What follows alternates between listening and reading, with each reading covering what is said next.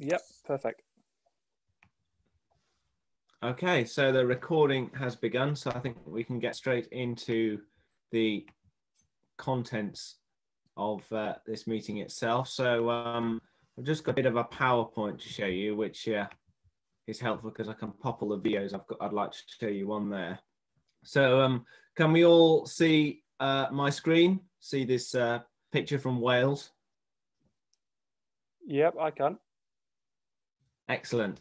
Good. We're up and running then. So right. Yeah. So welcome to Supernova Sea Sailing Virtual Coaching, because and I wanted to base this coaching session around sea sailing, because I know it was something we were going to be looking at before your sea championship. So the areas that I've looked at for tonight will all be around those areas of the difference between sailing on a lake, maybe a big lake, to actually sailing on the sea, and the main areas in terms of boat speed. And I'm also going to talk about gate starts as well. I'd also like to say at any point through the meeting, if you've got any questions on any particular thing I talk about, or a video that I'm showing you, please feel free to just shout it out at the time, and I'll do my best to answer it. So the first video we're going to be looking at, I appreciate this is a laser and not a supernova. And if you saw the email I sent out a couple of weeks ago, you may have been able to view this video already. But the truth is I couldn't find a better video to illustrate my point, which for this one is about sailing upwind in waves. So when you're sailing upwind on flat water in particular, you don't need to do a great deal to get the boat to go quickly. Basically, you just need to get everything in balance and then try and keep your body movements and your steering and your sheeting inputs fairly constant, because as a general rule, if you start moving stuff around, it just disturbs the flow over the foils and the sail, and therefore the speed of the boat. However, when you add in some waves, the problem is if you just keep steering straight, every time you go over the top of a wave upwind, the bow of the boat can jump off the wave, and when it's in the air, it then lands down quite hard, which can slam down, which kills all your speed. Or if you keep on steering straight, you end up diving through the waves, which probably isn't too much of a problem in a supernova, because the water will drain out the cockpit pretty much straight away. But again, going through waves isn't all that quick. So the point of this video is to have a look at some steering on how you're going to get yourself through the waves and minimize your speed loss. So I've got a big wave coming up here. So this video is from Weymouth a few years ago, sailing in lasers. We've got probably 15 or so knots of wind, and we're sailing straight into some skewed waves here. So it's very, very choppy indeed. So this is probably the most extreme you'll see in terms of changing your steering angle to match to get your boat around the waves. So as we can see, we go over a wave here. That wasn't a very good illustration, so I'm just going to play through a little bit. I know there's some good points further on. So while we're waiting for a big wave to come along, you can see I'm trying to keep everything relatively still and relatively constant while I'm sailing on the flatter areas of water. But this is the stage we'd like to look at here. So I've been sailing fairly straight for the last few seconds, and I've just come up to this big wave ahead. And if I just carried on straight, the bow would just jump into the water. Jump into the air. So I'll just play that through, and we'll have a look at what I do to try and keep the bow of the boat in contact with the water. So I'll just go back a little bit, and we'll just play that clip over again. So just bear with me 1 second. What I'm going to do is I'm just going to slow this right down so we can look at it almost frame by frame.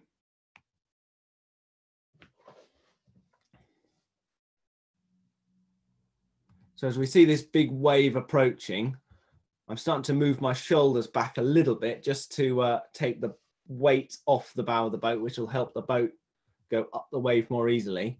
And then again, if I steered straight, the bow would drive straight on into the wave. Whereas if I start to steer away, then the boat luffs up, the bow of the boat follows the shape of the wave, if that makes sense. Then when I get to the top of the wave, if I carried on steering straight, the bow would just jump on into the air, as it is doing a little bit here. So again, I'm trying to adjust the shape of the boat to the shape of the wave that's moving underneath. So I then start to pull the tiller towards me to try and steer the boat around the wave. If I just pull the rudder towards me while I'm sailing upwind, the boat would heel over more. So at this point, I then have to add a big hike to try and keep the boat flat. And I don't think I do it very much on this one because it was quite a quick wave. Let's go back half a second or so. So go for a big hike here to try and keep the boat flat as it's going down the other side of the wave. And then as soon as the boat's starting to touch down, I'm then rudder away because I'm starting to steer up the next wave. So that was two quite aggressive waves in quick succession. So does that make sense to everyone? And has anyone got any questions on sailing over waves while we're looking at this particular video?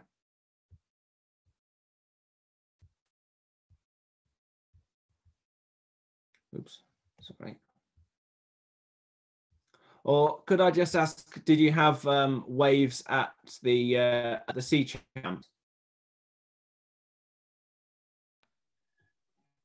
We had really short, sharp chop. I mean, they were waves, but you know, they came really close together and they were really quite steep, short, sharp chop. So I found if I moved my weight back, the bow would stay over them, but you just sort of slapped on top of them.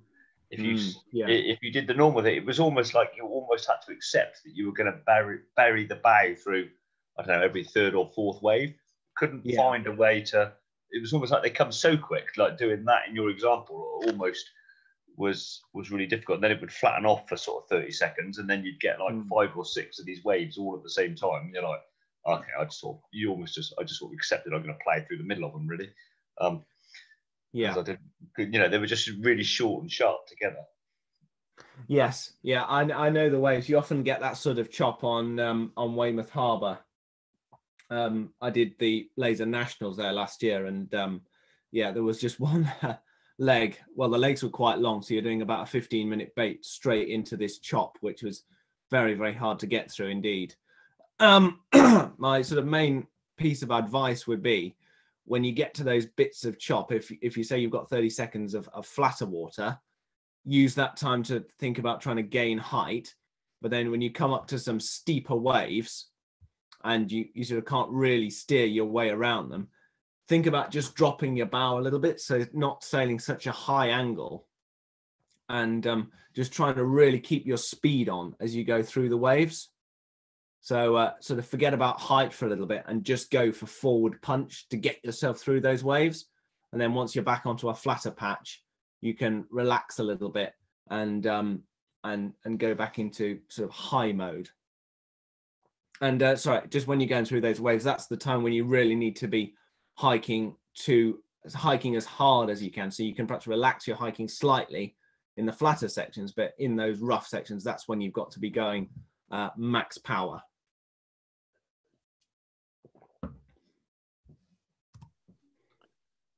And Alistair, just sort of on going through waves like in your video at the moment, sort of how would you have the rig set up?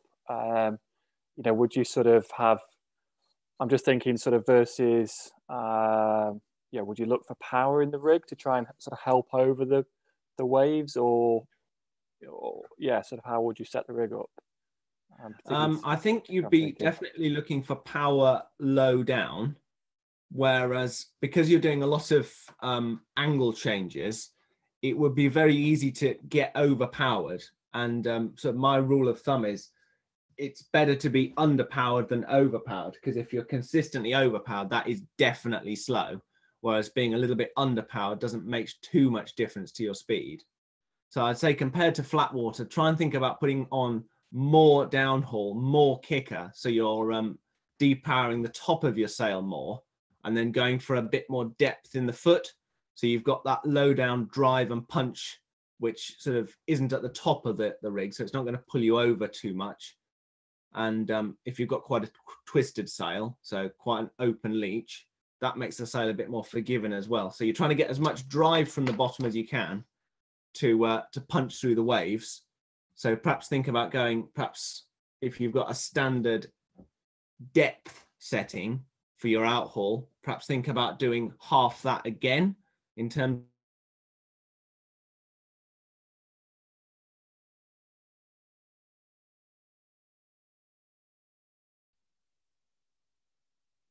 Can anyone else hear Alistair? I've just lost his audio. Yeah, I've lost audio. Yeah. 1 second, let's see if he's still Overpowered, because overpowered is consistently going to be slow, whereas underpowered doesn't make too much difference to your speed. Sorry, Alistair, we just lost your audio for the last 30 seconds or so. You just go back over that, just in terms of, you were just talking about the outhaul when we lost you. Okay, so sorry, yeah, my good rule of thumb would be if it's really choppy and you have a specific outhaul depth for, say, 15 knots of wind, think about increasing that by a half, increasing your depth in the foot of your sail by, say, 50%, but then putting on more downhaul and more kicker to compensate. So you've got a more twisted, flatter sail at the top, but the bottom of the sail is has got more depth and drive to help you punch through the waves. Okay, perfect. Cheers. Yeah. But on the whole, for sail setup, if you're consistently overpowered, you're going to be slow. And if whereas being a little bit underpowered generally isn't too slow, because you can sail a few degrees lower to go to sort of keep yourself hiking, and going a little bit lower when it's choppy or wavy isn't going to really be too much of an issue. There we go. So I'll just step on to the next video, which is still some upwind, and it's a bit more chop rather than actual waves. So I'll just move forward to that. And just another thing, guys, my Zoom account is only a free account. So I think I only get 40 minutes. So if the meeting suddenly runs out of time and ends at the end of that 40 minutes, just log in again with the exact same details, and I'll start a new meeting on the same details 1 or 2 minutes after this one ends, if we run against that 40-minute barrier. So my next video is again Weymouth, this time inside the harbour. So I'll just skip through to the point where we're actually starting. There we go. So talking about sail setup here, let's go back a little bit. I know it might be quite unfamiliar to you to be looking at laser sails rather than supernova sails, but what I'm seeing in this sail is I'm doing my best to keep the back of my sail as tight as you can, because these conditions are slightly lighter than the previous video. So what we're trying for here is trying to keep as much depth and drive in the sail as we can to get through the chop that we have. So to do that in a laser, you pull on your main sheet as much as you can and try to avoid putting on too much kicker, because you want the back of your sail to be as tight as possible to get that drive. So in a fully battened sail, again, for you, that's going to be putting on plenty of kicker and not putting too much through your downhaul. So you're trying to make your leech stand up as hard and as tight as you can. And then as we drive in a bit closer and have a look at the sail setup, there's quite a lot of depth in the sail at the bottom here. And this crease running across the sail, again, that just signifies I've got almost no downhaul on here. So we're aiming for max drive. But that's all stuff you'd be doing in lighter conditions of flat water anyway. What we really want to look at here is the balance between hiking and then steering through the chop. Because normally on a lake, it doesn't really hurt you too much if you start to sheet out. Whereas in this lighter stuff where I'm trying my best to keep my weight out and hike, I'm relying mostly on rudder and body movements to keep the boat from slamming into the waves.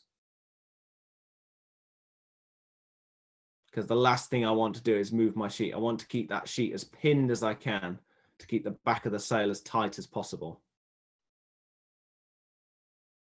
And you can see all the same for all of the sailors in this group. They're keeping their main sheets block to block as tight as you can to keep the back of the sail as tight as possible. And that's in these sort of light, slightly lighter conditions where you've only got just enough power to get your boat through the water, get your boat moving through the water.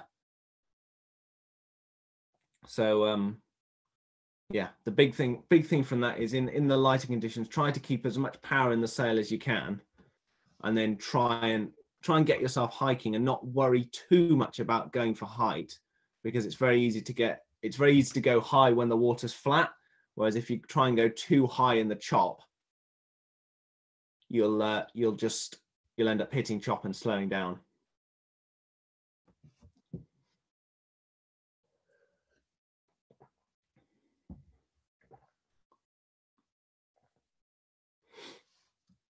Yeah, so again, we've got a little bit of sheet out there, which is okay, but the main goal is we're just trying to get speed on the boat before we're going into that high mode. There we go. Does that make sense to everyone? Yep. Yeah, good stuff. Okay, so through to our next video. That's the same one again.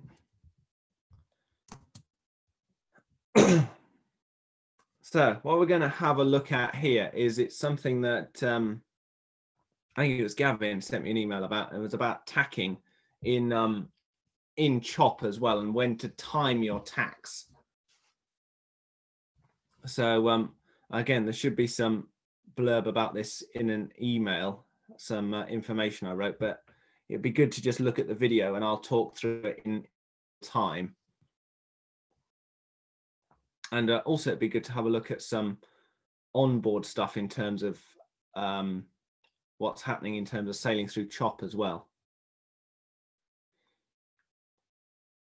Would you say these conditions are sort of comparable to what you had at the Sea Champs? So I'm hiking all the time, but I've got my main, I don't have to ease too much main sheet. So I'm fully powered up, but there is quite a bit of chop around.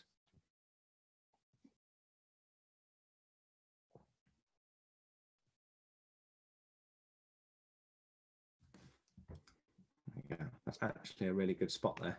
So I'm just going to go back a little bit and just have a look at what's actually going on for the moment. So at the moment, I'm hiking really hard and I'm just letting, well, I've gone a bit straight with the rudder there, but when I'm going through this chop, I'm just swinging the rudder a little bit just to try and stop the bow hitting the waves.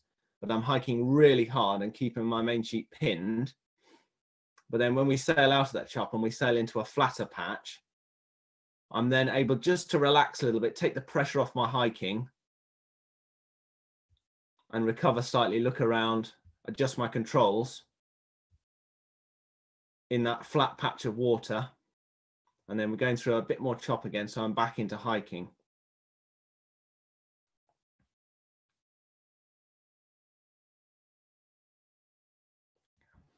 We should get a tack coming up at some point soon.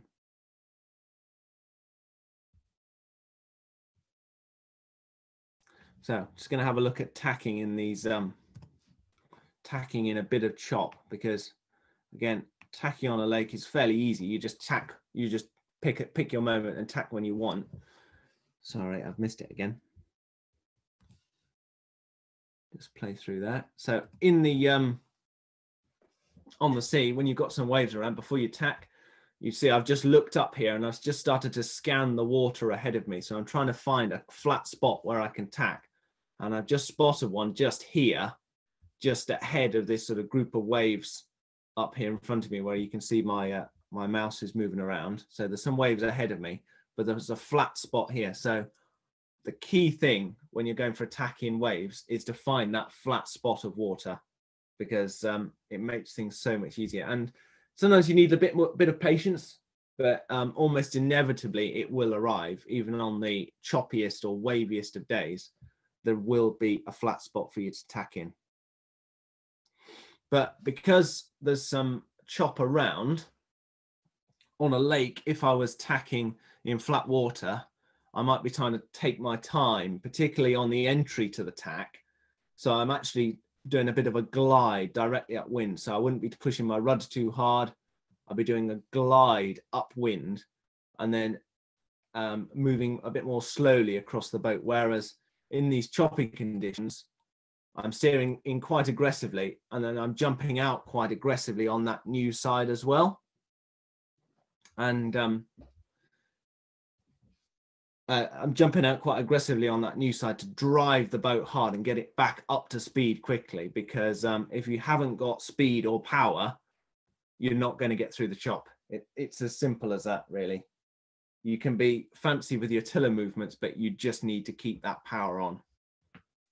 So jumping out straight out of the tacks is the most important thing. And something that will really help you is body position, because it's easy to delay the mid part of your tack by trying to change your hands. Whereas your boat doesn't care if your hands are around the wrong way around or you're still hiking off one leg. Your boat speed is affected by your hiking, your sheeting, and your rudder position. So it doesn't matter if it doesn't look pretty.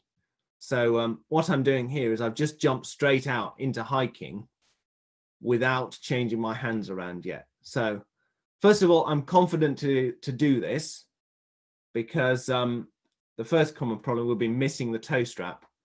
So a good way of solving this is just before you enter the tack, lift your back foot out from under the toe strap. So yeah, lift your back foot out. And then as you rotate your body through the boat, that will become your new front foot, and it will almost inevitably it will be under your toe strap as your foot rotates and then slides across the cockpit floor. So that gives me the confidence to jump out really hard straight into hiking, rather than having to sit down, then tuck my feet under the strap and then start hiking.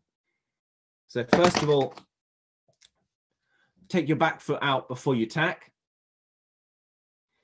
Number 2 is twisting your body, because if you just hike straight out without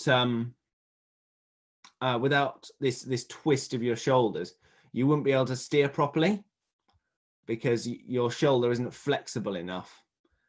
This is much easier to demonstrate in a classroom where I can actually physically demonstrate it. But if you twist your shoulders towards the front of your boat, it's much easier to steer behind your back, even if you don't have great shoulder mobility. So take your back foot out, tuck it on so your new front foot is definitely under the toe strap, and then rotate your shoulders when you jump out so you can go straight into hiking. So if I play it through from here, I can then change my hands and then I start looking at the GoPro. Doesn't really prove my point very well. So let's go for this one. So the same thing here. So we should see the scan ahead and then aggressively into the tack and then hiking hard straight out of that new side.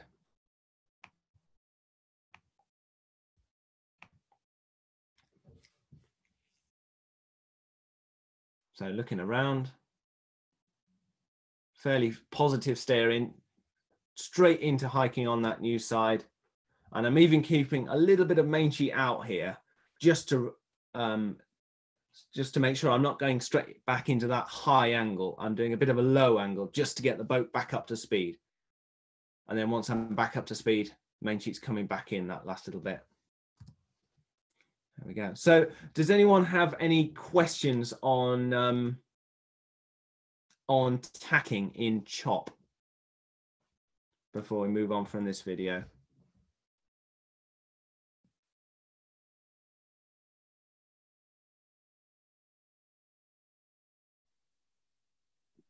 So if you're in a fairly constant set of reasonable sized waves and there isn't that patch of water, would you choose to tack at the bottom of the wave or the top? Okay, that's a great question. Yeah, that's really good. I didn't cover that. First of all, I just repeat again that there will 90% of the time there will be a flat spot to tack in. You sometimes just have to be a bit patient for it to arrive. So that would be the first thing. 90% of the time there will be a flatter spot. But if you do need to tack in waves, imagine you're tacking onto a ley line or something, and you can't. You need to tack in a very sort of short time window. I would tack on the top of the wave. So if we went back to that previous video, and you saw where I steered up the wave just before the bow reached the crest. If I was tacking, I would just continue that turn. So rather than going up the wave, heading up, and then bearing away on the same tack, if I was tacking, I would aim to luff up as I was going up the wave. So I'd be roughly head to wind at the top, and then I'll be trying to bear away onto my new tack angle down the back of that wave.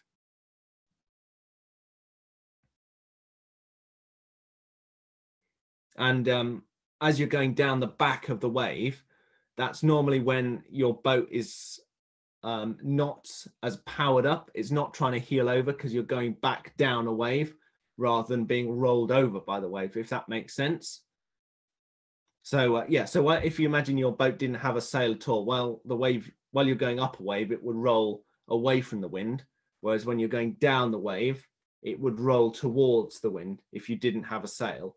So the easy part, when you're going back down the wave, that's when you can change your hands and sit down on the new side when you're going back down the wave, because the boat isn't trying to heel away from you.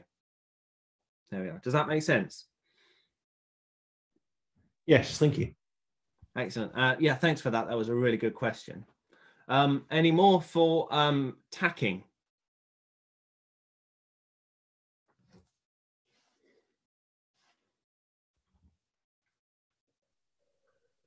It's not about tacking, Alistair. I'm just thinking there's 4 minutes left of this sort of Zoom meeting.